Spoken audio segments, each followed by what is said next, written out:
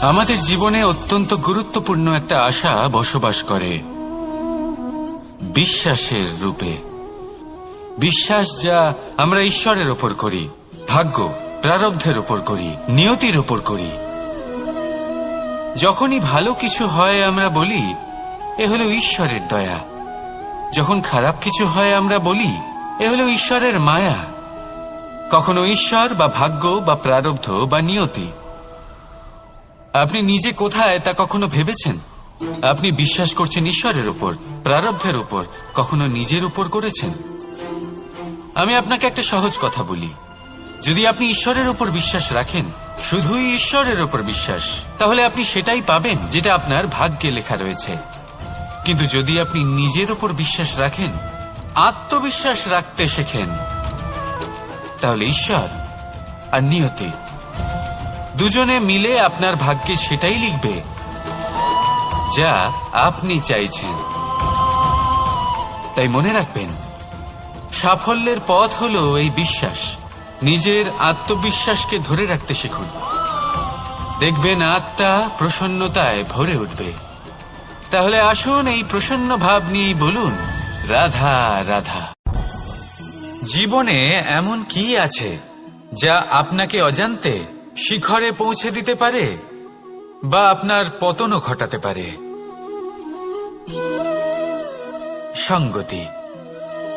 যদি আপনি কোনো শ্রেষ্ঠ ব্যক্তির সঙ্গ লাভ করেন, তাহলে তার শুভ চিন্তা, তার গুণ, তার স্বভাব আপনার মধ্যে চলে আসবে। আপনি আরো শ্রেষ্ঠ হয়ে উঠবেন। আবার সেখানেই যদি আপনি কোনো দুষ্ট ব্যক্তির সঙ্গতি লাভ করেন, কোনো খারাপ মানুষের সঙ্গতি লাভ করেন, তাহলে আপনার শুভ চিন্তা, আপনার গুণ, তা যে কখন আপনার থেকে কেড়ে নেওয়া হবে সেটা আপনি জানতেও পারবেন না। দেখুন, এই সঙ্গতি হলো অত্যন্ত গুরুত্বপূর্ণ। এই সঙ্গতি আপনার নিয়তি নির্ধারণ করে।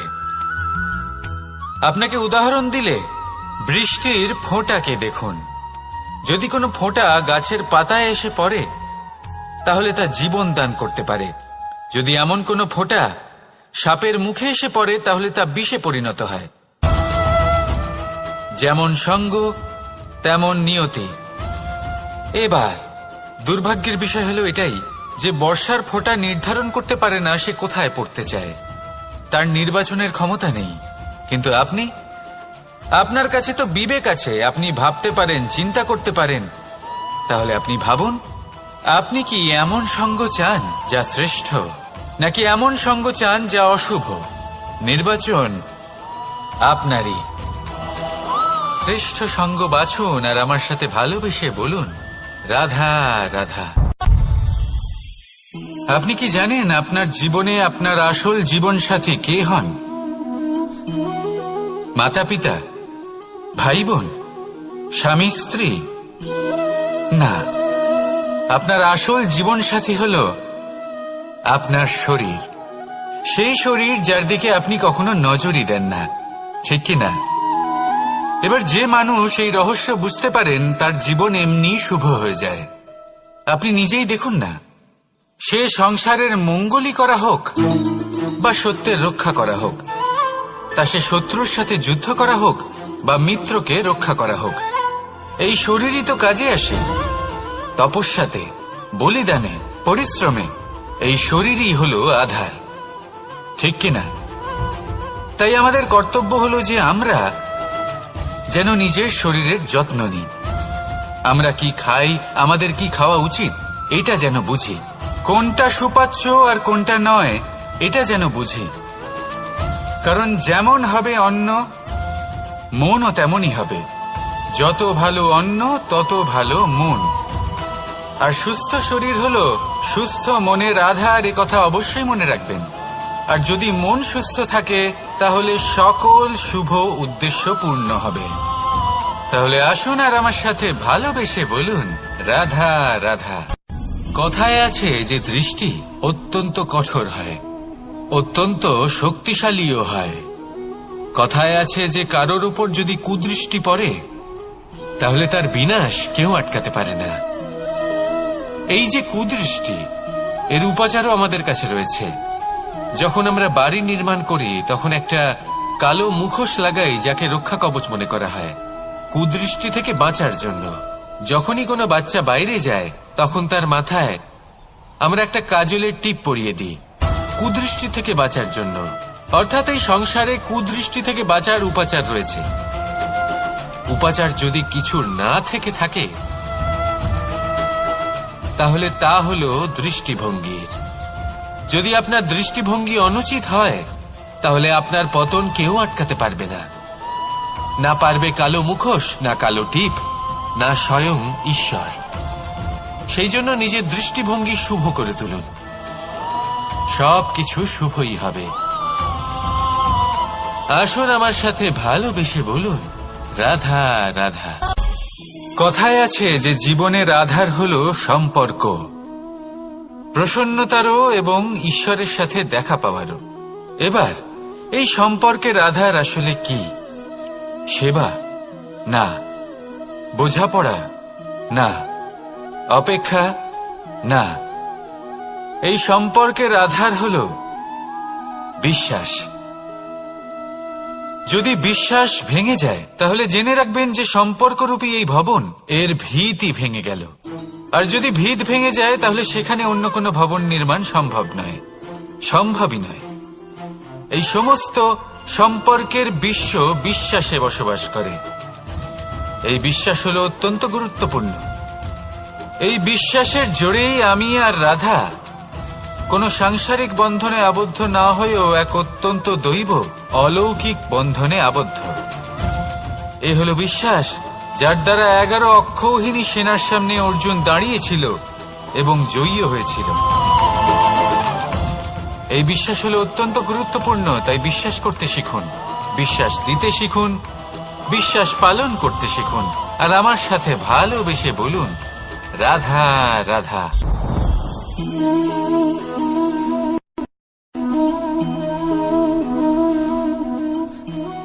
মুক্ত।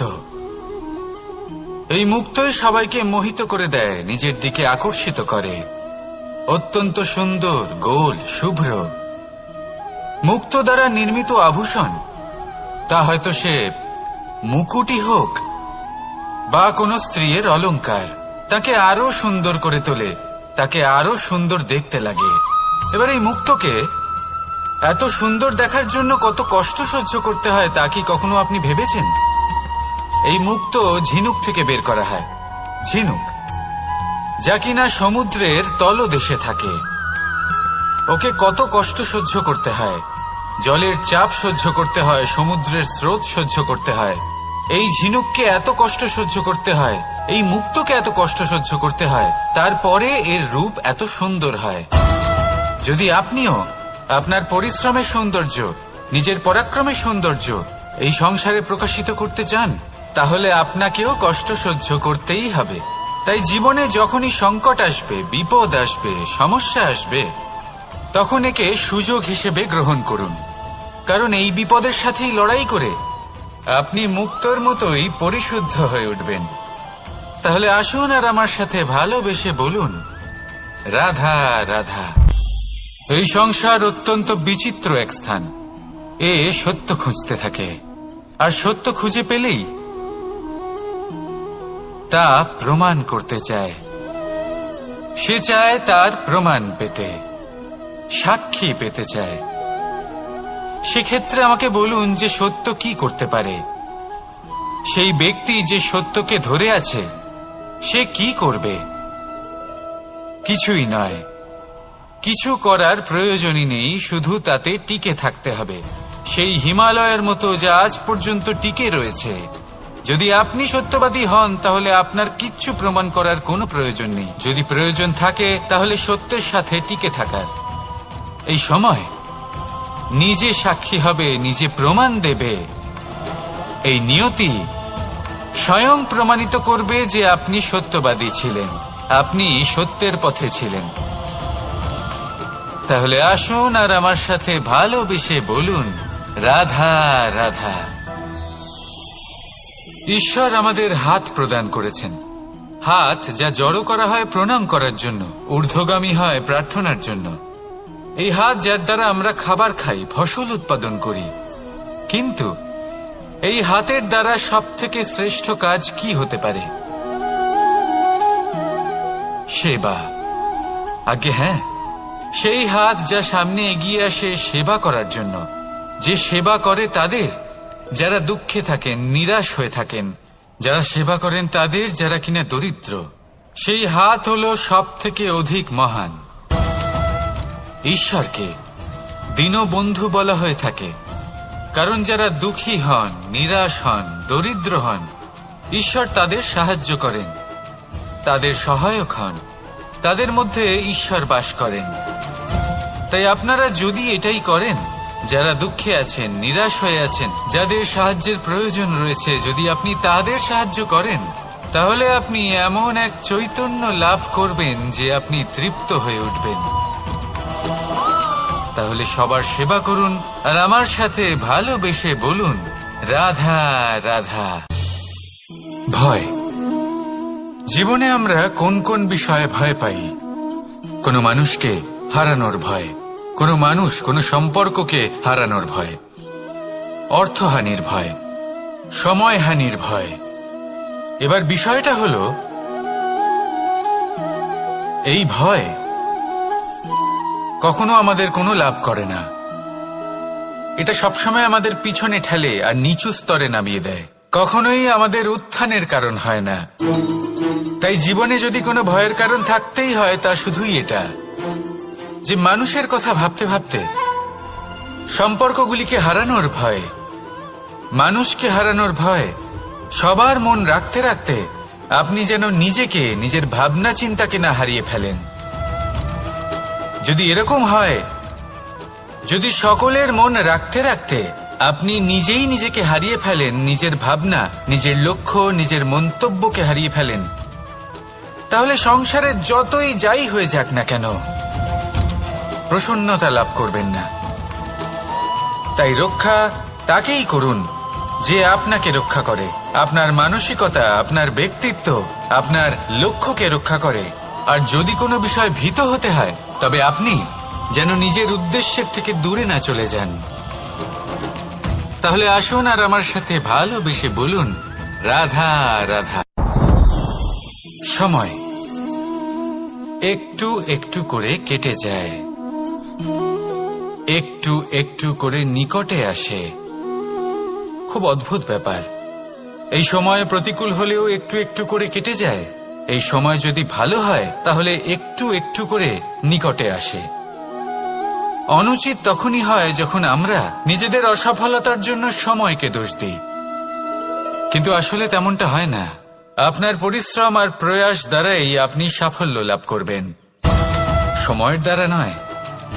যদি এই সাফল্য একটা সুন্দর ভবন হয়, তাহলে সময় হলো তার দেওয়ালের রং, যা সময়ের সাথে বদলাবে, সময়ের সাথে ফিকেও হয়ে যাবে। কিন্তু সাফল্যের এই ভবন আপনাকেই নির্মাণ করতে হবে, আপনার পরিশ্রমের ইট দ্বারা এবং প্রয়াসের চুনসুরকি দ্বারা। তাই পরিশ্রম আর প্রয়াস করতে থাকুন, সাফল্য আপনি অবশ্যই পাবেন। সময় যদি আজ ভালো না হয়, তাহলে কাল অবশ্যই হবে। প্রয়াস করতে থাকুন আর আমার সাথে ভালোবেসে বলুন, রাধা রাধা। এ হলো গোলাপ ফুল। একে আমরা সকলেই চিনি। সমগ্র সংসার ভালোবাসে এই পুষ্পকে। এই ফুল দেখতেও সুন্দর। সবথেকে বেশি গুরুত্বপূর্ণ কথা হলো এর সুগন্ধ, যা দূর দূরান্ত থেকে ব্যক্তিদেরকে আকৃষ্ট করে। এই সুন্দর পুষ্প একটু মন দিয়ে দেখলেই দেখা যায় এর নিচে কাঁটা রয়েছে। এই সংসার বলে, এ প্রকৃতির কেমন রচনা, এত কোমল পুষ্প, এটা কি তীক্ষ্ণ কাঁটা সহ প্রস্ফুটিত হয়? এটাই হলো জীবনের সত্য।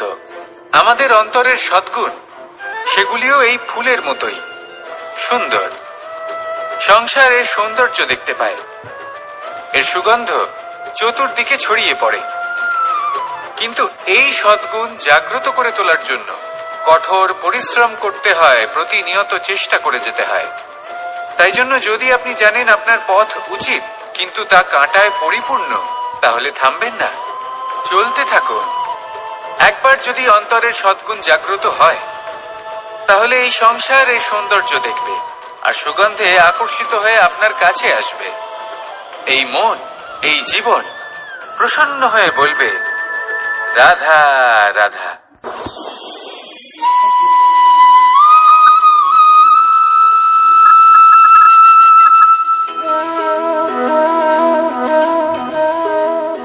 মোহনের বাঁশির এই সুর, এই সঙ্গীত কার না পছন্দ হয়? সবারই খুব ভালো লাগে। এবার এই সুর আসে কোথা থেকে?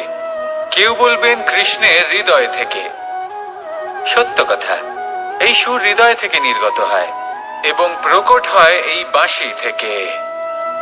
এই বাঁশিটাকে দেখুন, এই ছিদ্রগুলি দেখুন, প্রত্যেকটা সুর থেকে নিজস্ব একটা স্বর নির্গত হয়। এবার যে ব্যক্তি এই সমস্ত সুর এবং স্বর বুঝতে পারেন, এতে নিপুণ, তিনি এই বাঁশির দ্বারা যে সুর নির্গত করবেন তা তো মধুর অবশ্যই হবে। এবার জীবনের সাথেও কিছুটা এরকমই ঘটে। জীবনের কিছু নীতি থাকে, অর্থ, কুটুম্ব এবং আধ্যাত্মিক। যদি জীবনের প্রত্যেকটা মুহূর্ত সুখময় হয় এরকম আপনি চান, তাহলে এই তিনটি নীতিতে আপনাকে নিপুণ হতে হবে। কোনো একটি বিশেষ নীতির প্রতি যদি আপনি বেশি ঝুঁকে পড়েন, তাহলে বাকি দুই নীতি থেকে যা সুখ লাভ করা সম্ভব তা পারবেন না। ধন অর্জন করতে হবে পরিবারের জন্য, পরিবারের সুখ মনের শান্তির জন্য, মনে শান্তির প্রয়োজন মনের শুদ্ধতার জন্য। যখন এই মন শুদ্ধ হবে, জীবন শুদ্ধ হবে, পবিত্র হবে, সুন্দর হবে এবং ভালোবেসে বলবে, রাধা রাধা। যত শক্তিশালী এই মন, তত শক্তিশালী এই শরীরও। এই যে আমাদের শরীর, এটা আসলে কি? এ হলো একটা রথের মতো। আর একটা রথ ততক্ষণ চলতে পারবে না যতক্ষণ না তাকে কোনো সারথি চালাবে। এই মন হলো শরীরের সারথি। এবার ভাবুন, যদি এই সারথি শক্তিহীন হয়, দুর্বল হয়, তাহলে এই রথের কি হবে? এটা উচিত পথে চলতে পারবে না, উচিত গতিতে চলতে পারবে না, মন মতো স্থানে এটা পৌঁছতেও পারবে না। সেই জন্য মনের শক্তি অত্যন্ত প্রয়োজনীয়। এবার মনের শক্তি আমরা কোথা থেকে লাভ করি? দৃঢ়তার শক্তি থেকে। এবার এই শক্তি আমরা কিভাবে বাড়াতে পারি? আমরা প্রতিদিন কিছু নতুন স্থির করি, কিছু ছোট কিছু বড়। আর যেই আমরা নতুন কিছু পূর্ণ করি, আমাদের মনের শক্তি বেড়ে যায়। আর যদি পূর্ণ না করতে পারি, মনের শক্তি কমে যায়। একটা দেওয়ালের মতো ছোট ছোট ছোট ছোট শিলা আমরা একটার পর একটা স্থাপন করে একটা দেওয়াল তৈরি করি। এতগুলো পাথর যখন একত্রিত হয়ে যায়, তখন এমন এক দেওয়াল তৈরি হয় যাকে ভাঙা প্রায় অসম্ভব হয়ে দাঁড়ায়। সেরকমই হয় মন এবং দৃঢ়তা। ছোট ছোট কাজ করে নিজের লক্ষ্য পূর্ণ করুন। এই লক্ষ্য যদি পূর্ণ হয়, তবে মনের শক্তি বাড়বে। কিছুটা এইভাবে যে যত বড়ই বিপদ আসুক না কেন, সেই বিপদ নিজে হার মেনে নেবে, কিন্তু আপনার মন ততটাই শক্তিশালী থাকবে। তাই মনের শক্তি বাড়াতে থাকুন, যাতে আপনি উচিত পথে চলতে পারেন, উচিত গতিতে চলেন আর মনোবাঞ্ছিত স্থানে পৌঁছতে পারেন। তবেই এই মন প্রসন্ন হয়ে বলবে, রাধা রাধা। ওমা, এ কি? আমি কখন থেকে এখানে অপেক্ষা করছি, হাত পেতে দাঁড়িয়ে রয়েছি যাতে একটা ফল আমার হাতে এসে পড়ে এবং সেটা আমি খেতে পারি। কখন থেকে অপেক্ষা করছি, কিন্তু সেটা হচ্ছেই না। এবার আপনি বলবেন যে এসব কি বলছি, এ কি অদ্ভুত কথা বলছি। যদি ফল খেতে হয় তাহলে আমাকে বৃক্ষে চড়তে হবে, ফলের কাছে পৌঁছতে হবে, তবেই তো ফল পাবো। এবারে এটা অত্যন্ত সহজ ব্যাপার, কিন্তু এই বিষয়টা আপনি নিজের জীবনের প্রসঙ্গে ভেবে দেখুন। লক্ষ্য কোথায় আছে আপনি জানেন, সেই লক্ষ্যে পৌঁছানোর পথ কি সেটাও আপনি জানেন, সেই পথে চলার ক্ষমতাও আপনার রয়েছে, কিন্তু তাও আপনি নিজের লক্ষ্য লাভ করতে পারছেন না। কেন? কারণ আপনি অপেক্ষা করছেন যে লক্ষ্য আপনার সামনে চলে আসবে, কিন্তু তা হয় না। লক্ষ্য সে যাই হোক না কেন, ধন হোক, প্রেম হোক, কোনো সম্মান হোক বা মোক্ষ হোক, যদি আপনি তার দিকে অগ্রসর না হন, তাহলে ফল প্রাপ্তি অসম্ভব ব্যাপার। তা কোনোদিনই হবে না। সেই জন্য আপনার চোখের সামনে আপনি যদি নিজের লক্ষ্যকে দেখতে পান, তাহলে উঠুন এবং সেই দিকে অগ্রসর হতে শুরু করুন। নিজের অন্তরের সকল অশুভ গুণ দূর করুন, অলসতা ত্যাগ করুন, অজ্ঞানতা ত্যাগ করে দিন এবং চলতে থাকুন। অবশ্যই মনোবাঞ্ছিত ফল লাভ করতে পারবেন। মনে রাখবেন, চলতে থাকলে তবেই লক্ষ্য প্রাপ্তি হবে। অপেক্ষার দ্বারা শুধুমাত্র মৃত্যু লাভ হবে। আসুন আমার সাথে ভালোবেসে বলুন, রাধা রাধা। প্রত্যেক প্রাণী ভালোভাবে জীবন যাপন করতে চান, এটা তাদের স্বভাবে আছে এবং ভাবাটা অনুচিত নয়। কিন্তু একটা ভালো জীবনের গুরুত্বপূর্ণ অংশ কোনটা? বসবাসের স্থান। সেই স্থান